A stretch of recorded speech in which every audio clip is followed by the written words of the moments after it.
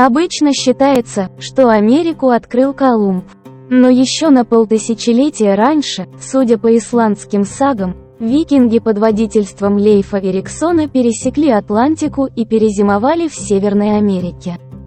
По некоторым данным, первыми приплыть в Новый Свет могли финикийцы или китайцы.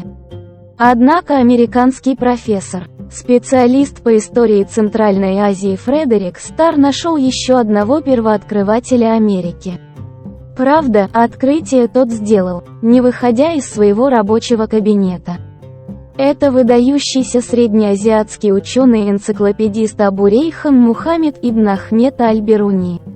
Бируни внес вклад во многие отрасли знания: математику, астрономию, минералогию, ботанику, антропологию, географию, историю. Он создал один из первых глобусов диаметром около 5 метров.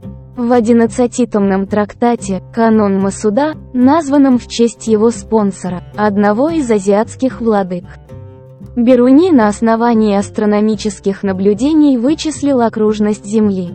Результат отличается от современного всего на десятки километров.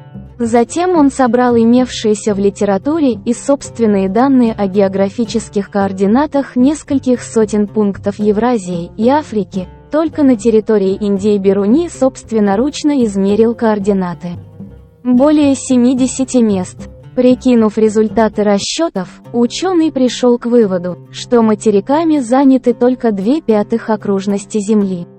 А что на остальных 3/5?